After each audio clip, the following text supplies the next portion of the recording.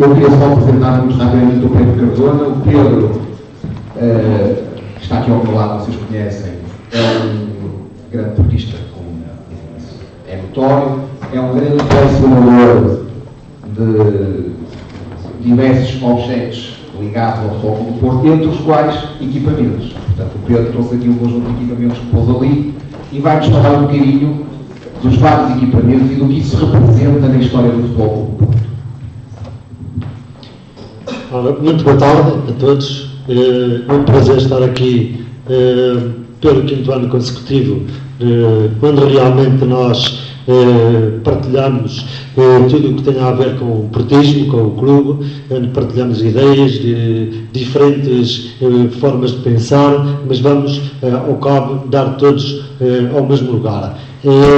Por outro lado, também quero agradecer o convite que me foi endereçado para estar aqui hoje a fazer parte de um dos painéis, dos vários painéis que temos hoje aqui em discussão, e aquele painel onde eu estou incluído é realmente falar um bocadinho sobre a história dos equipamentos. E a história dos equipamentos, que nós todos conhecemos de uma maneira geral, falamos muito superficialmente. Colecionadores, onde eu me incluo, se calhar abordamos os equipamentos de uma forma mais profunda, estudamos mais, pesquisamos mais. E temos aqui alguns colecionadores presentes, estou a ver aqui alguns, e eles sabem perfeitamente que é assim.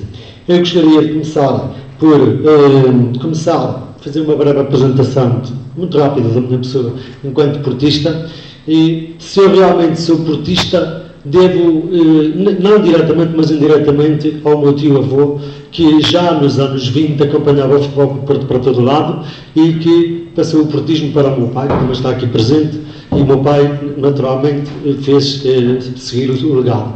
E, portanto, se não fosse assim, se calhar eu era um benfiquista desgraçado nesta altura do campeonato. Portanto, sou autor de um blog, Malha Azul e Branca, que é um projeto que está em andamento, está em fase embrionária, já tenho algumas publicações para publicar, e colaboro com o canal de YouTube Os Filhos do Dragão, da autoria de Paulo Bizarro. Colaboro também com o Viva Porto, que era da autoria de Paulo Santos. Sou colaborador também do Museu do Futebol Clube do Porto, onde tenho alguns artefactos da história do clube expostos. Colaboro sempre solicitado com o Porto Canal e já fiz uma reportagem a convite do Porto Canal, que é denominada por Cadeira de Sonho, da autoria do Ricardo Mendy. Como é que eu cultivo o meu portismo? Essencialmente através do colecionismo. Coleciono tudo o que tem a ver com o Futebol do Porto, desde livros, revistas, jornais, todo tipo de publicações relacionadas com o clube. Tenho uma videoteca particular, até ao momento a videoteca maior que conhecida, não sei se poderá haver outras maiores, e desde que gravo tudo o que se passa sobre o Futebol do Porto nas televisões, desde o ano de 1987.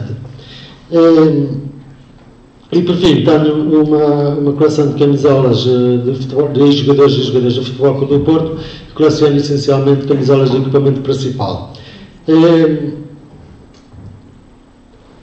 O tema que me pediram para abordar aqui hoje tem como subtítulo o portismo à flor da pele, e eu começaria por esta frase que eu achei muito interessante no site da organização deste evento, que é: a roupa que nós vestimos é a imagem que passamos ao mundo. Não podia estar mais de acordo com esta frase, porque a imagem que nós passamos é a nossa identidade, é o que nos identifica, tal como um emblema.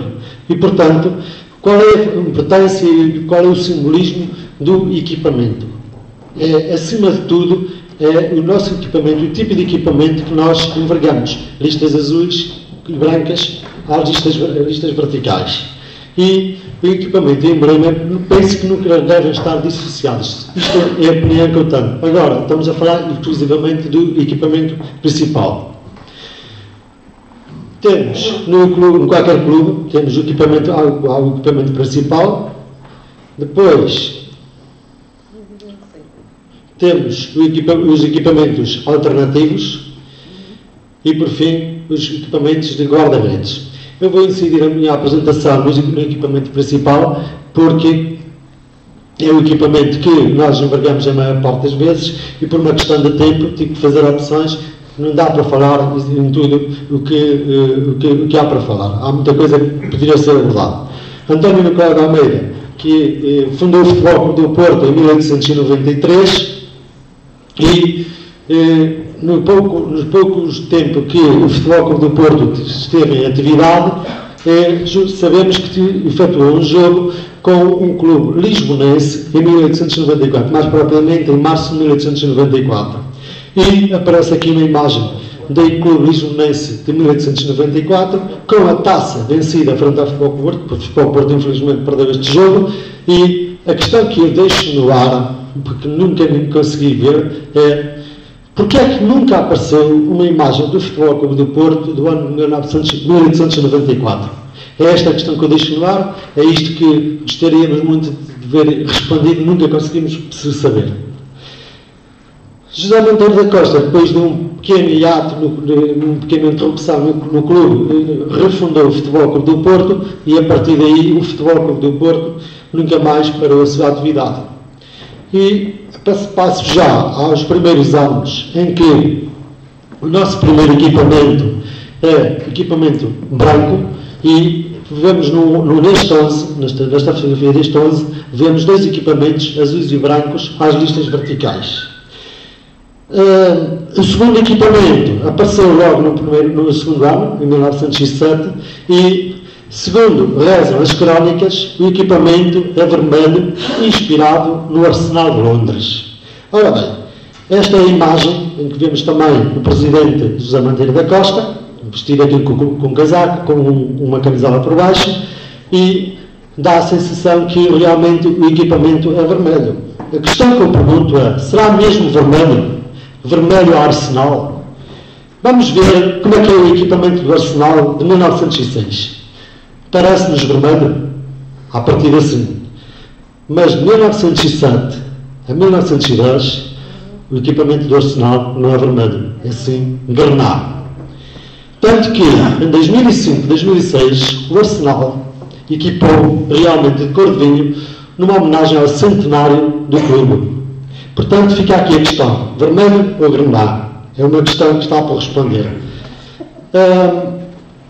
A partir de 1908, o equipamento de futebol do Porto passa a ser para sempre azul e branco às listas verticais e fica definido no regulamento do clube, que foi aprovado em 1909, em que é caracterizado no ponto 1 que deve ser uma malha com faixas às listas verticais. E vemos aqui algumas equipas, o primeiro 11 azul e branco, em 1908, o segundo que venceu a primeira edição da Taça Monteiro da Costa, o outro azul e branco venceu a Taça União do Norte, e por fim, vencedores do Campeonato Regional, e por fim, o último ano em que se vestiu este equipamento com apenas 4 listas verticais, ao contrário dos outros que apresentavam 5 listas. Entre 1928 e 1922, já falamos disso, o Paulo Bizarro já falou do monograma e do emblema inicial, usámos, portanto, o monograma e usámos também o emblema redondo, que foi complementado em 1922 por um ex-atleta do clube, Simplício, que também era artista gráfico. E temos aqui um emblema que foi inserido as armas e o brasão da cidade. Os primeiros troféus que deram entrada no museu foram a Taça União do Norte e a Taça Monteiro da Costa até 1920. Depois, temos as décadas de 20 e 30, em que realmente há uma pequena mudança. Portanto, as faixas tornam-se mais largas, com a faixa azul a meio e as duas faixas laterais brancas. Temos aqui dois jogadores, Balbino da Silva e Normal, dois grandes atletas na altura do clube. Depois, entre 1924 e o final da década de 20, voltamos às listas mais estreitas, desta vez 3 listas, e o Futebol Clube do Porto é campeão de Portugal pela segunda vez no seu historial. Nesta fase, E dá-se um acontecimento trágico, que é o assassinato de Varês Carneiro, que foi morto a tiro numa discussão na rua. Mas eu queria salientar aqui, porque estou a falar de equipamentos, este equipamento que nunca foi considerado o equipamento principal. Das pesquisas, das investigações que fiz, usou-se este equipamento de poucos jogos e terá sido um dos equipamentos alternativos. A década de 30 inicia-se com a conquista do terceiro campeonato logo no início dos anos 30, em que realmente desaparecem os cordões da camisola e mantêm-se as 3 listas. Nesta fase destacam-se os 3 diabos do meio-dia, que entre 33 e 36 defrontaram das melhores equipas do mundo, por exemplo, o Fast de Viena, e realmente estes 3 jogadores destacaram-se nestes jogos, vencendo claramente estas grandes equipas da altura. Depois, os primeiros campeões do campeonato da Primeira Liga, em 34-35, continuávamos com o mesmo equipamento, até que chegamos ao início da época 36-37 e conhecemos o equipamento com mais anos de história do Futebol Clube do Porto. 2 listas azuis laterais com uma faixa branca a meio. Ou, se preferirem, a partir de 1940 já vamos ver isso, o equipamento todo branco com 2 listas azuis frente e costas. Temos aqui a linha marginal, que foi uma linha média do Futebol Clube do Porto, muito importante e essencial para a conquista do último campeonato de Portugal. E também temos aqui os campeões nacionais da época 38-39, o primeiro campeonato organizado pela Federação Portuguesa de Futebol. Até aqui, em 39-40, o equipamento mantém-se com as listas azuis laterais e com a faixa branca a meio, e regressam os cordões e as golas azuis. Temos aqui uma fotografia real, pertence ao avô do Paulo Bizarro, que é um equipamento exatamente ao da imagem anterior, com uma pequena ideia das cores das golas, passando de azuis para brancas. Dá-se também, nesta altura, em julho de 46, a despedida de Pinga, um dos grandes jogadores da história do clube, e também, nesta altura, vencemos considerada a melhor equipa do mundo da altura, que era o Arsenal de Londres, que vencemos em maio de 48 por 3-2. Nesta fotografia, quero realçar que, em 48, o Arsenal já usava números nas costas, e em Portugal, salvo uma exceção, os clubes portugueses nunca usavam os números nas costas. Esses números chegaram através da Assembleia Geral da Federação Portuguesa de Futebol, foram institucionalizados no verão de 48, e a partir da época 48-49, os clubes passaram a jogar sempre com os números nas costas. Temos aqui a imagem do Porto Braga, jogado no campo da Constituição, na época de 48-49. A década de 50 é caracterizada por apenas uma camisola, mas com muitas histórias. Estava a chegar o fim do jejum a que nos estivemos sujeitos, e temos a primeira parte da década com o equipamento de 50-55 muito semelhante ao fim da década de 40, e a segunda metade da década de 50, quando o Strick chega ao Futebol Clube do Porto, aplica o emblema e obriga a que o emblema esteja sempre presente no equipamento de Futebol Clube do Porto. Temos aqui, entretanto, uma camisola insólita, que foi utilizada em apenas um jogo da final do campeonato da Taça de Portugal de 53, de muito má memória para nós, que é basicamente com uma lista azul a meio, subida com uma gola alta. Portanto, esta década é marcada pela inauguração do Estádio das Antas, em 51 e 52, e na segunda metade da década, portanto, temos aqui a imagem do António Teixeira, a inclusão definitiva, como eu disse, do próprio emblema. Conquistamos a dobradinha e ao famigerado campeonato do Calabote.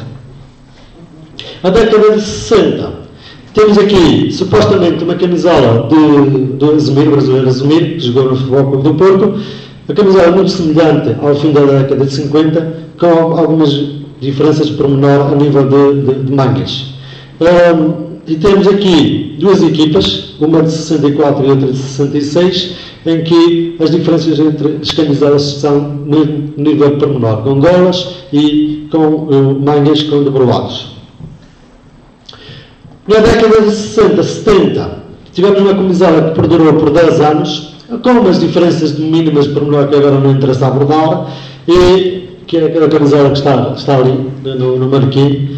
E esta camisola perdurou até ao ano de 1976.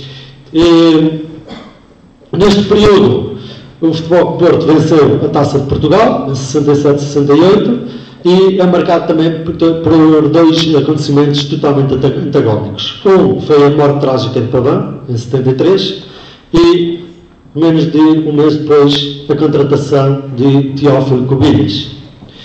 O Eurodesporto, que muita gente pensa que há Adidas por causa das listas das mangas, entrou no Futebol Clube do Porto durante a época 75-76.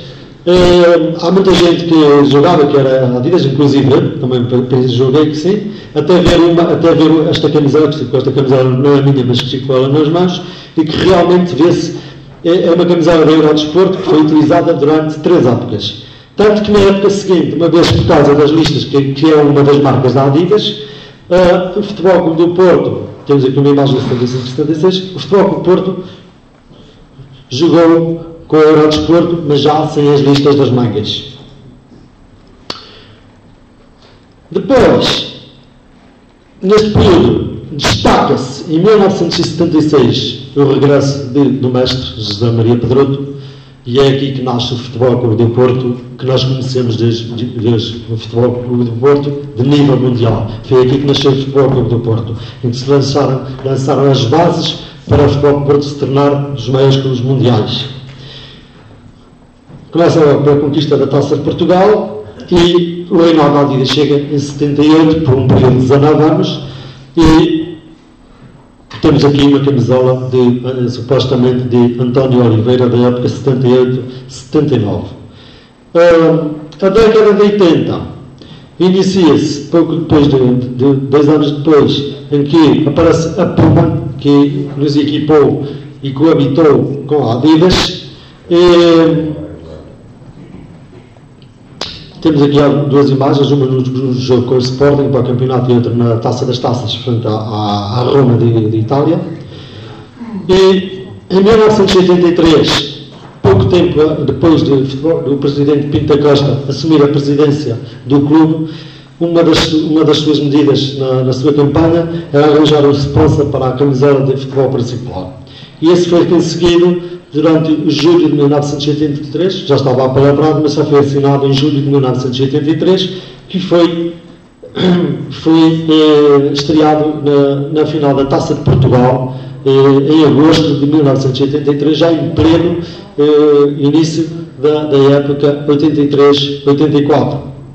Tanto que, como toda a gente sabe, este jogo foi adiado por a Federação Portuguesa de Futebol, pretender levar o jogo para Lisboa, depois de saber como dos finais era o Futebol Clube do Porto.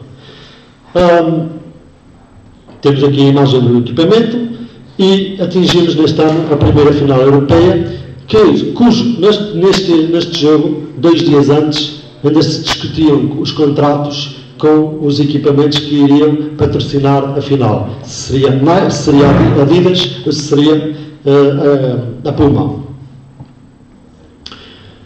Até aqui chega a malha dos campeões europeus. A malha dos campeões europeus, que nos 2 primeiros anos apenas temos uma bola em V, mas depois, a partir de 86 e 87, temos a inclusão das bolas. Temos aqui a camisola da final de Viena, frente ao Bayern Munique.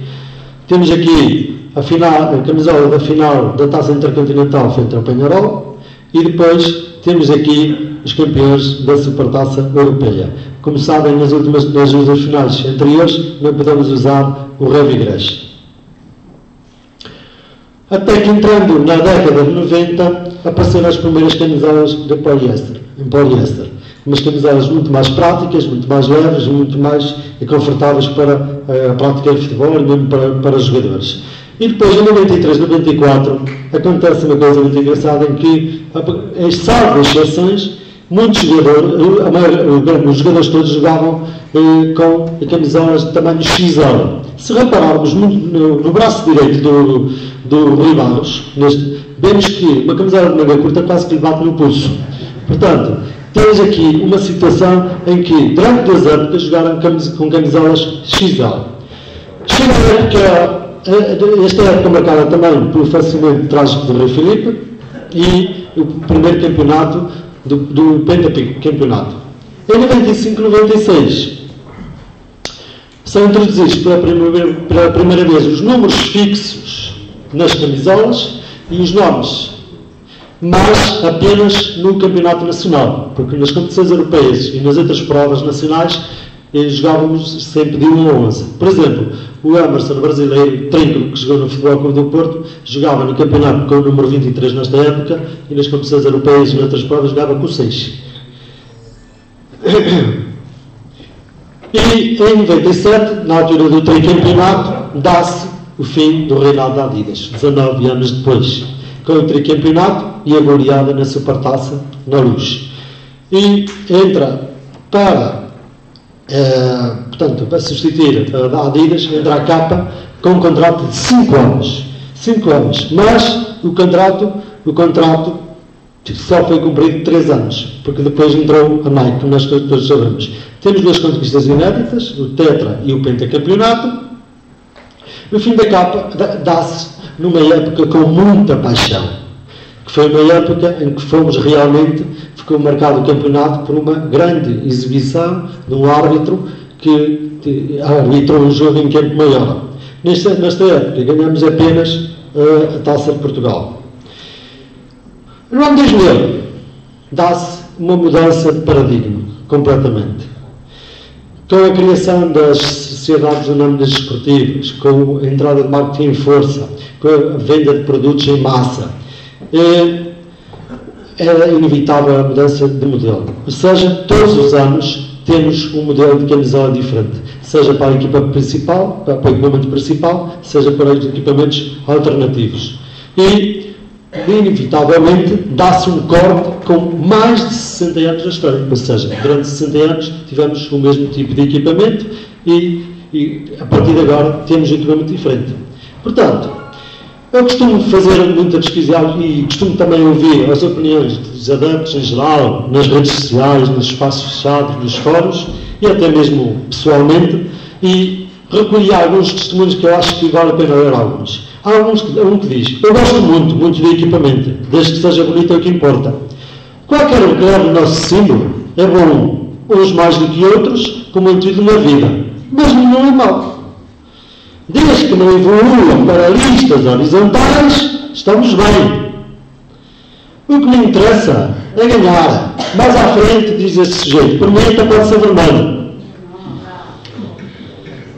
Há outro que diz: são coisas que não me interessam muito. Tenho a preferência de pagarem mais ao Futebol Clube do Porto, mas o que pretendo mesmo é só preços acessíveis para os adeptos. Portanto, há aqui uma grande variedade de opiniões. Agora, vem aqui esta opinião, que é onde eu me revejo, que é esta. Eu desejo, sobretudo, que o próximo equipamento principal respeite o nosso símbolo e a nossa história, sem contudo deixar de ser apelativo quanto ao alternativo. Era interessante que ocorresse alguma inovação em termos de design, no intuito de promover a imagem do Futebol Clube do Porto com outro arrojo.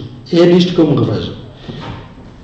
Eu só quero fazer aqui uma pequena comparação, sem qualquer tipo de crítica, mas apenas para dizer que nós tínhamos, e até ao ano 2000, tínhamos um equipamento que era único a nível mundial. Podemos encontrar nos escalões secundários das distritais, podemos encontrar semelhantes àquele que envergamos durante cerca de 60 anos. Mas nas equipas, nos clubes principais de primeira categoria, nunca encontramos um igual. E com os equipamentos da Nike tivemos um em cada ano, totalmente diferentes. Eu selecionei alguns para fazer a comparação. Que a equipa, assim, atualmente, e sei perfeitamente que nós equipamos no passado, nos primeiros anos, com um equipamento com o Listalzão no meio, 2001, 2006, 2012, quem tem equipamento assim é o Espanhol de Barcelona. O equipamento metade azul, metade branco. Habitualmente quem equipa assim é o Blackburn Rovers da Inglaterra. Com listas mais finas e azuis, 2004, 2005, a Real Sociedade de Espanha. 2003, 2008 e 2014, com 4 listas azuis, o Werder Berlim da Alemanha. E o único equipamento que obedeceu mais ou menos aos mais de 60 anos de história do Futebol Clube do Porto foi o ano em que vencemos a Liga dos Campeões. É este que respeita, pelo menos, esta história. Não estou a fazer qualquer tipo de crítica, é apenas uma realidade. No entanto, nos períodos da Nike, e o Paulo Bizarro já focou isso, vencemos muitas coisas e tivemos a grande parte das vitórias neste período. Fizemos o triplete em 2002-2003 com o campeonato de taça e conquista da Taça UEFA. Em 2004, o campeonato e a Liga dos Campeões. Em 2005, a segunda conquista da Taça Intercontinental. Entre 2005 e 2009, o tetracampeonato e as 2 dobradinhas. Em 2011, o triplete, no meio de muita rega e às escuras. E depois, em 2012 e 2013, a última nossa vitória, grande vitória, foi o tricampeonato que obrigamos Jesus a ajoelhar no Dragão. Depois entrou uma nova marca para nos vestir, para nos equipar, um Alvin Keller, o Warrior e a New Balance, sem qualquer tipo de vitória. E a questão que eu deixo para terminar: que futuro em termos de equipamentos, mas mais importante do que isso será saber se vamos voltar às vitórias do passado recente e se voltaremos a ter uma cultura de vitória que tivemos desde 1976. Para terminar, só quero passar um pequeno vídeo que é para recordarmos algumas glórias, algumas vitórias do clube e, de certa forma, para passar uma mensagem para o futuro. Muito obrigado.